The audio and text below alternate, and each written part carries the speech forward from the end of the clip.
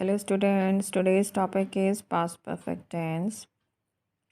I'm going to explain rules of past perfect tense of English grammar for class 6. I will be explaining rules, structure, uses of perfect tense line by line in Hindi. So let's start with the topic past perfect tense. First sentence, the plane had taken off when she arrived at the airport. यानी जो plane था वो take off कर चुका था, जा चुका था जब वो एयरपोर्ट पर पहुंची।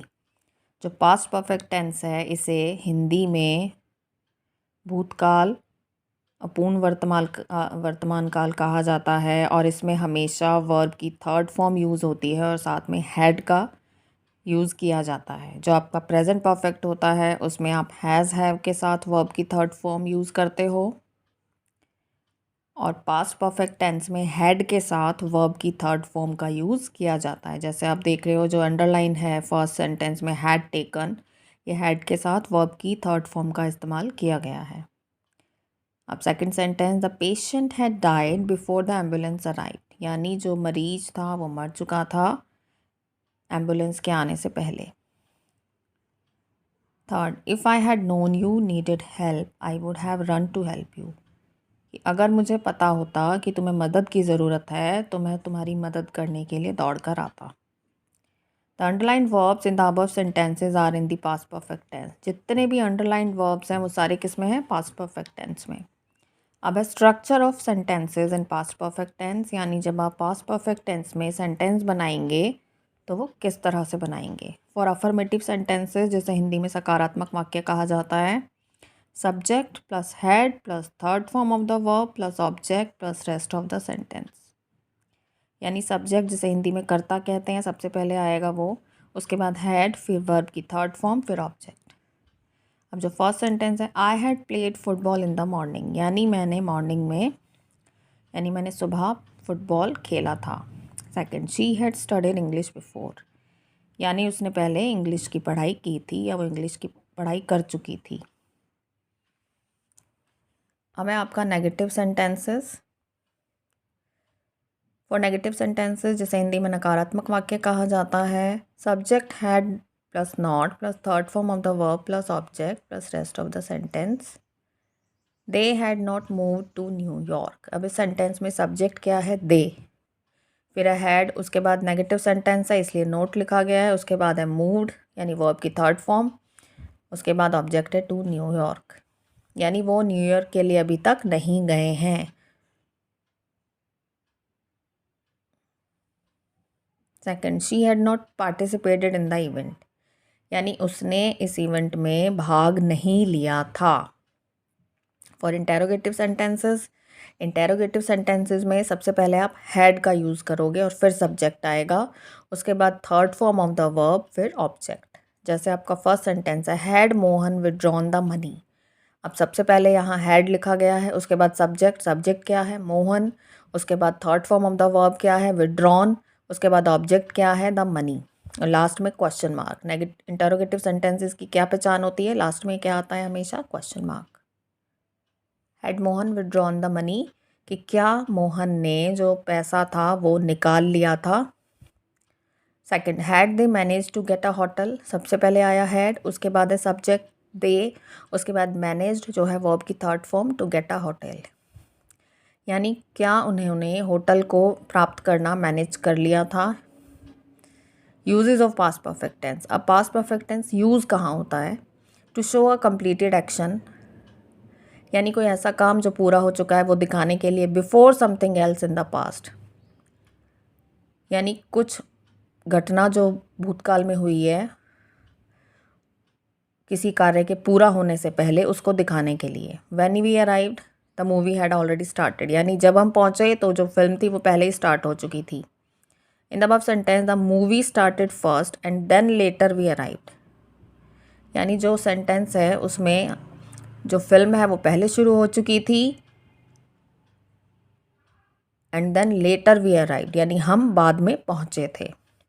दे had study English before she came here, यानी इससे पहले वो यहाँ आती वो इंग्लिश पढ़ चुके थे। टू एक्सप्लेन और give a reason for something in the past, आपको भूतकाल में किसी चीज़ घटना के लिए कोई रीज़न देना है, कारण बताना है,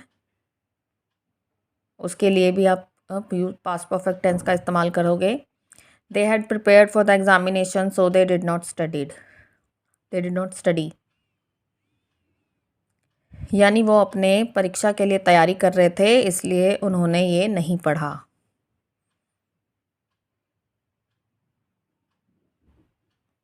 it had rained heavily that's why we did not go out, यानी हम बाहर नहीं गए थे क्योंकि बहुत ज़्यादा बारिश हो चुकी थी। टू स्टेट अ कंडीशन, किसी स्थिति को दर्शाने के लिए। If I had known you were ill I would have brought medicine for you, कि अगर मुझे पता होता कि तुम बीमार थे तो मैं तुम्हारे लिए दवाइयाँ लेकर आता। Had I bought the book I would have studied, अगर मैं किताब लेके आता या मैंने किताब खरीदी होती तो मैंने पढ़ाई की होती या मैं पढ़ा होता। अब हम करेंगे इसका book work. Now we will do exercise of past perfect tense. Fill in the blanks using the verbs given in brackets in the past perfect tense.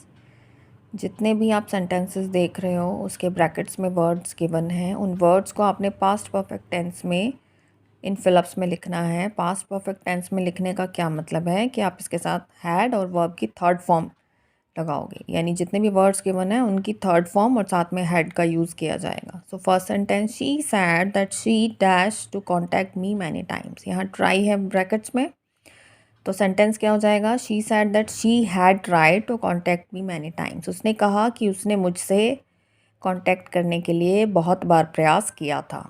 Second, the thief dash away before the police arrived, यहाँ bracket में run given है तो हम क्या fill करेंगे, had run. The thief had run away before the police arrived, यानी जो चोर था वो भाग चुका था पुलिस के आने से पहले। Third, there was a lot of traffic jam as some accident dash place, यहाँ टेक गिवन है तो हम लिखेंगे had taken. There was a lot of traffic jam as some accident had taken place, यानी बहुत ज़्यादा ट्रैफिक जैम था क्योंकि दुर्घटना हो चुकी थी। Fourth, we dash the bridge before the night fell, यहाँ ब्रैकेट में क्रॉस गिवन है तो हम क्या लिखेंगे, had crossed. We had cross the bridge before the night fell, यानी रात होने से पहले हम ब्रिज क्रॉस कर चुके थे, पुल को पार कर चुके थे। Fifth, the women brought a child who dash a safety pin, यहाँ स्वेलो गिवन है तो हम लिखेंगे had swallowed. A women brought a child who had swallowed a safety pin, यानी जो एक औरत है वो एक बच्चे को लेकर आई जिसने सेफ्टी पिन को निगल लिया था। स्वेलो का मतलब है निगल लेना। Six, I was disappointed to find that the train dash, यहाँ ब्रैकेट में लीव गिवन है तो हम लिखेंगे had left. I was disappointed to find that the train had left, यानी मुझे बहुत निराशा हुई है जानकर कि जो ट्रेन थी वो जा चुकी थी। Seventh, he return the book and set that he dash it very much, यहाँ ब्रैकेट में इन्जॉय गिवन है तो हम लिखेंगे had enjoyed. He return the book and set that he had enjoyed it very much, उसने किताब वापस की और कहा कि उसने इसको बहुत ज़्यादा इन्जॉय किया या उसे वो बहुत अच्छी लगी, उसने बहुत अच्छे से उसको पढ़ा या उसे पढ़ने में बहुत मज़ा आया। Eighth, I jumped with joy because I dash solution to the problem, यहाँ ब्रैकेट में फाइंड गिवन है तो हम लिखेंगे had found. I jumped with joy because I had found solution to the problem, यानी मैं खुशी से उछल रहा था क्योंकि मुझे जो समस्या थी उसका समाधान मिल चुका था। So the students, in this video we have done past perfect tense and exercise related with past perfect tense. I hope you will like this video and this video will help you. Thank you.